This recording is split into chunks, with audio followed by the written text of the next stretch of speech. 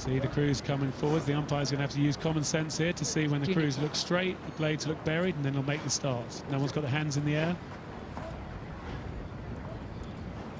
See the boats just twitching around there underneath the Clare's Court School. That's a tricky position to hold the quad. Right Certainly at front is. stops. Right at front stops. All the blades are square, so there's nothing to balance you. But Clare's Court look like they've got away very nicely. It look like to me they've got a little lead already over Marlow on the left of our pitcher. They were above 50 there going off. Clare's Court crew, really. I mean, they're favourites on paper. This is from a Maidenhead, a co-ed independent school in Maidenhead. It's Clare's Court crew. They've been topping the junior rankings this year.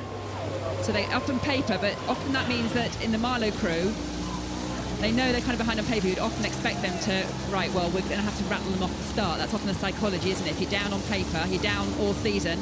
And so the Marlow crew also going off. Well, Marlow have got to have no respect for what it might say on paper, what it might say on any notes that anyone's going to write down. This is all about what happens today on the water. And this Marlow crew, it's a match race. They're going out very, very strongly. As we take a look at them there, John Cooper in the stroke seat, looking straight down the boat, leading his crew out to a half-length lead. So Marlow still up at 38, and this is kind of what you expect. With you can imagine, this is what the coaches say to a crew going out. They've been beaten by this Clare's Court crew all season. They've been pipped at the post. The Marlow crew was second place at the school's head to them, and they were third in the Marlow Regatta.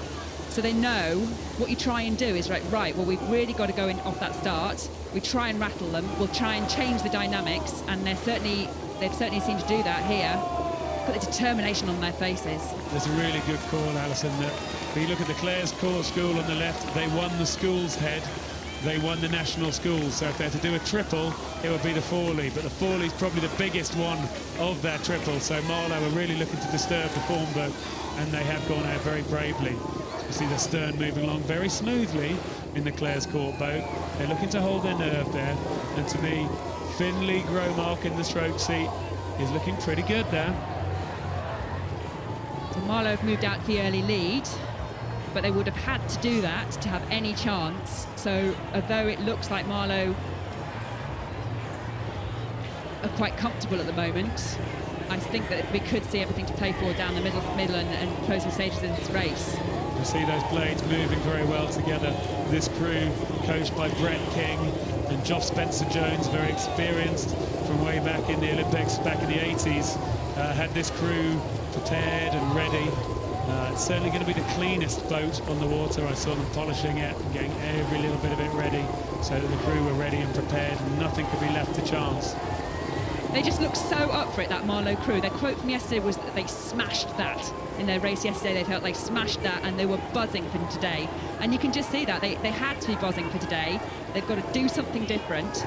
And they're certainly doing that, my goodness. I don't think Clare's Court would have been expecting this.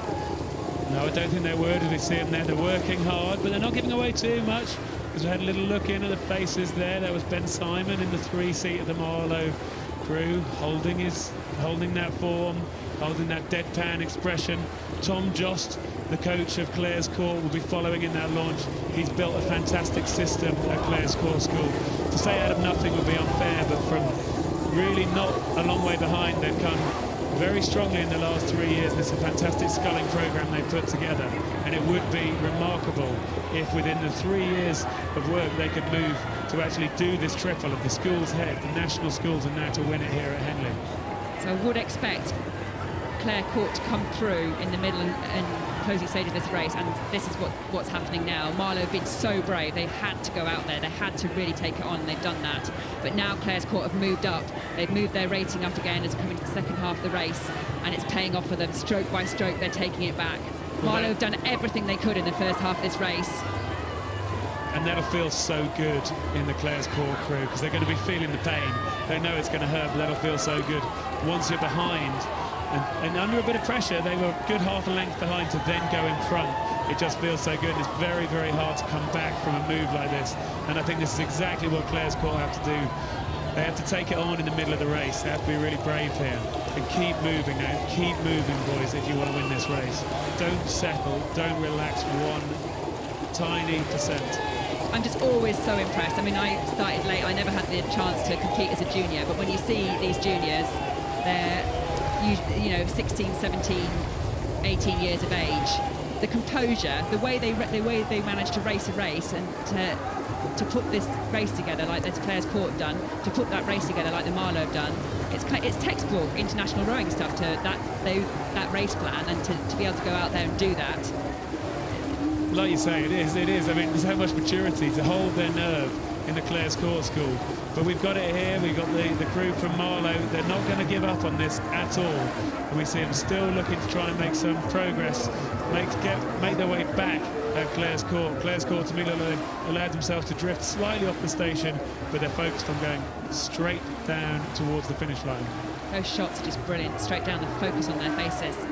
Up at 35 now, Clares Court. They paced this beautifully. They held their nerve, they held their position. They didn't allow, Marlow had to try and phase them off the start. They had to do that, but they didn't allow themselves to be phased. They've got good tap down, they're getting the blades really clean, pushing down well, getting back over onto their feet. It's so important in the crew sculling boats. They move so fast that you can get all caught up at the back. So they're sitting up, they're pushing their hands down and round quickly. You can just see the speed there, that the hands come away, and that gives you extra speed. And what I love there is you can also see their legs don't go down too fast because they're connected. So quick, slow, quick, slow, quick, slow. You can actually see the definition on Finley Grommark's quads there as he actually really works those muscles. I used to think about shunting the boat along. So you don't slam the legs down, no.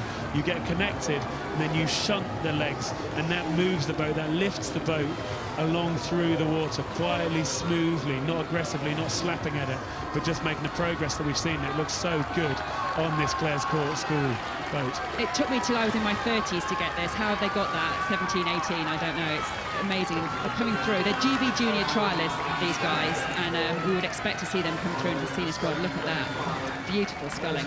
Well, Tom Jost should feel so proud of the way his crew are sculling, the way his crew are delivering, that they really have put together a fantastic race here.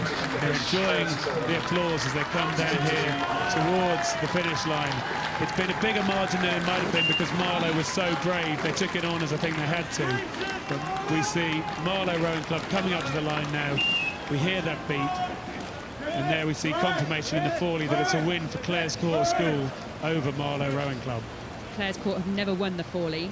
Going into the final tomorrow, could this be a first for these boys?